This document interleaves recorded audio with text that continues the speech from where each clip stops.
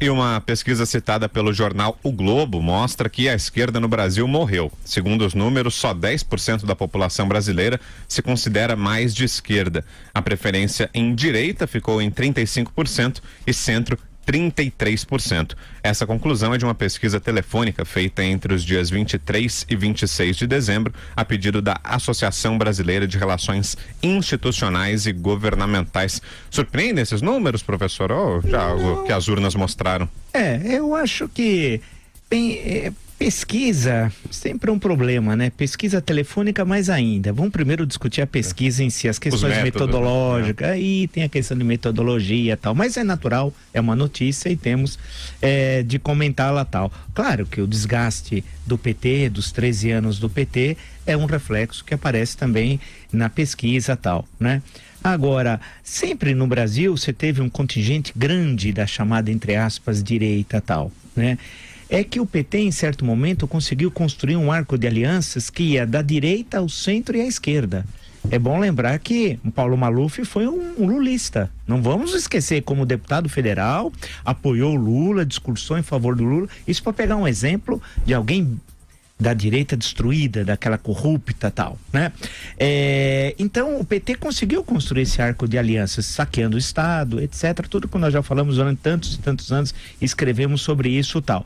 Agora, a questão de, além da definição clássica que vem lá da Revolução Francesa, direita, centro, esquerda, a discussão, se você for perguntar para alguém de direita, de centro, de esquerda, o que ele entende ser de direita, de centro, de esquerda, aí a coisa complica.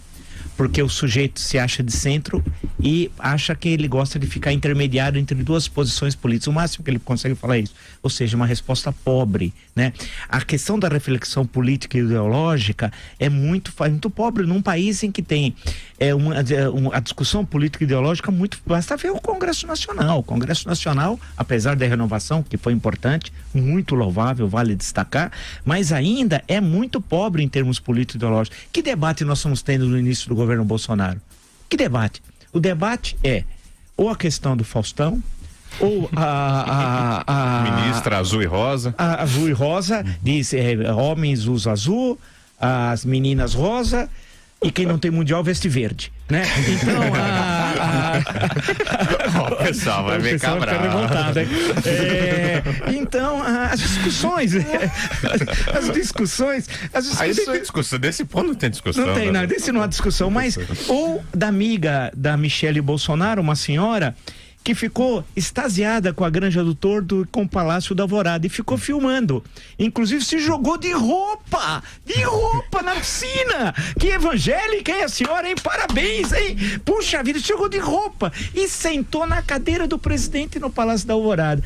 E viu uma baixela de prata, falou, é prata, putz, parece que era uma coisa que ela nunca tinha visto na vida. E ela falou, não posso colocar o dedo, senão vai ficar digital. Isso é crônica de costumes. Essa senhora, eu nem sei o nome, nem me interessa. Ela não me interessa tal.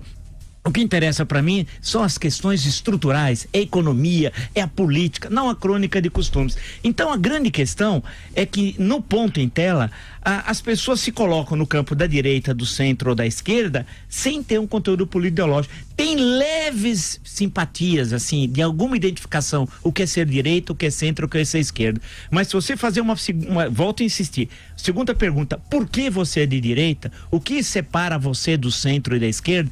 Grande parte não sabe responder, e vice-versa também. Quem tiver à esquerda não consegue definir o que é ser esquerda.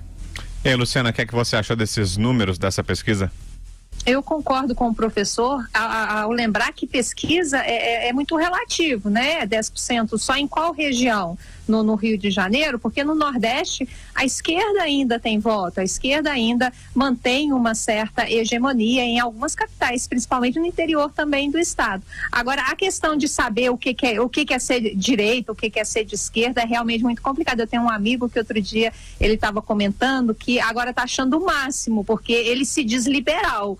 E agora pode-se ser liberal, porque teve uma época que era quase uma heresia dizer que era liberal. Então ele está assim, achando o máximo e está compartilhando o perfil dele. Ele coloca, não, eu sou liberal, mas não soube me explicar exatamente por que ele seria liberal. Ele falou que é porque as ideias são diferentes, são umas ideias liberais. Então, realmente, é preciso rediscutir até a nomenclatura, porque as pessoas, elas não dá para saber exatamente o que as pessoas estão levando em consideração quando pergunta se ela é de esquerda, se é de direita ou centro.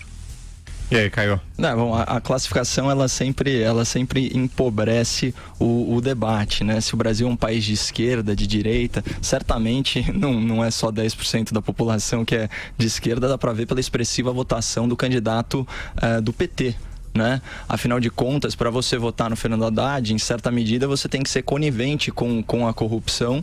Isso significa que os outros valores que ele representa, seja a pauta progressista ou seja a pauta, vamos dizer assim, sindicalista, socialista, então de congelamento de preços, tabelamento artificial de preços, controle social da mídia e tudo aquilo que o PT e o seu projeto de poder representam, aquilo de certa forma tem que superar, né, o ônus de você votar num candidato que está mergulhado na lama da corrupção. Então, certamente a esquerda é muito mais expressiva do que aponta essa pesquisa, e só por aí a gente já vê que a metodologia é falha. Mas, para além de esquerda e direita, o que é importante a gente observar é que o Brasil, isso sim, é o país do privilégio.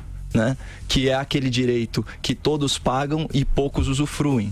Existe uma relação clientelista entre o brasileiro e as diferentes corporações, principalmente, né, do serviço público, e o Estado. É todo mundo querendo alguma coisa do Estado. Mas a gente já falou aqui, o Estado não resolve os problemas criados por ele próprio. Então o que a gente percebe é que, conforme a gente avança para um ordenamento jurídico, como o da Constituição de 88, em que existe um descolamento total entre os direitos abstratos propostos e a realidade do cidadão, você cria os mecanismos para que políticos, agentes políticos, usem dessas promessas, né, para se viabilizar politicamente e criar uma casta, né, vamos dizer assim, uma superestrutura burocrática que faz essa intermediação entre o Estado e as pessoas. O que eu vejo hoje em dia é uma sociedade atomizada, completamente isolada, dependente, numa relação perversa de dependência com o Estado, e que toda vez que a gente tenta mexer alguma coisa no queijo das pessoas,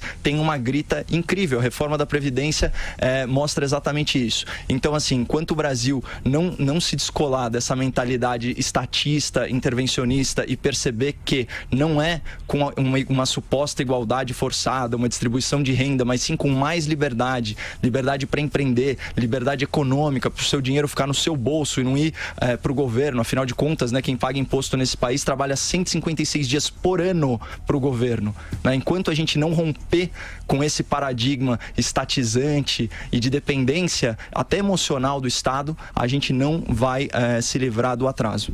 Só lembrar uma questão rápida, a política mesmo, no sentido político e ideológico, nunca foi na história um assunto de todos. Sempre uma ínfima minoria, muito pequena, é que entendia das questões políticas. Outros participavam sem saber. Né? Por exemplo, onde nasceu a democracia? Em Atenas. Quem é, entre aspas, o inventor da democracia? É o Péricles.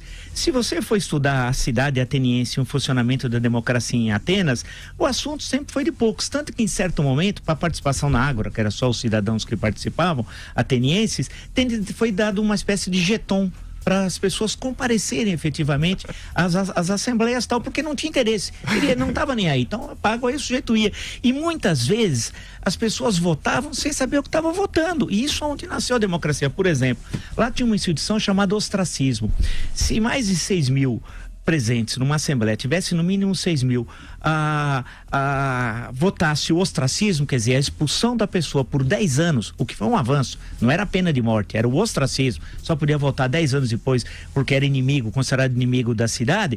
Aquilo que era considerado que podia fortalecer a democracia contra tiranos tal, virou um instrumento da luta política. Então eu tinha 6 mil na assembleia, eu falava, vamos votar o Brau ostracismo, ele é meu adversário político, ele vai ficar 10 anos fora de Atenas, né? E muitas vezes, há um caso rapidamente rapidamente para contar aqui do Plutarco, está no Vidas Paralelas, o grande Plutarco tal. Então, havia uma disputa entre Temístocles e Aristides tal. O Aristides era considerado ultra honesto, um exemplo de cidadão ateniense. Quando foi dirigir a cidade, dirigiu de uma forma com eficiência, com honestidade e tudo isso tal. Aí o Temístocles e os seus aliados queriam se livrar do Aristides. Como é meio, ao invés de livrar no debate, ganhar no debate, falaram, vamos votar o ostracismo dele, expulsá-lo da cidade por 10 anos. Aí o Aristides entra na Assembleia, tá um sujeito, porque você votava num caquinho de cerâmica, tinha um caquinho assim, você colocava o nome e tal. A pessoa viu ele entrar, não o conhecia, falou assim, escreve para mim aí, porque eu era um analfabeto, era um cidadão ateniense analfabeto. Ele falou, porque eu não sei escrever, mas escreve o quê? Você é a favor do ostracismo? Você escreve Aristides. Era ele mesmo. Ele escreveu no caquinho do cara, Aristides, mas por que você quer o ostracismo do Aristides? Ele falou, já cansei. Falam que ele é honesto, que ele é um bom gestor, é um bom cidadão. Tô cansado nisso, vou mandar esse cara embora. Quer dizer, era um negócio absurdo e o pior que foi aprovado o ostracismo. Ele foi pra fora de Atenas. Tinha fatiamento do ostracismo na época de Atenas ou é só do impeachment brasileiro? Não tinha. O Aristides acaba voltando um ano e meio depois, na época da invasão dos persas, né? E participa da Batalha de Salamina. Mas aí é uma outra história. A Batalha de Salamina provavelmente será a batalha mais importante do período anterior a Cristo, tal, com a participação de quase 2 milhões de soldados. Mas é uma outra história.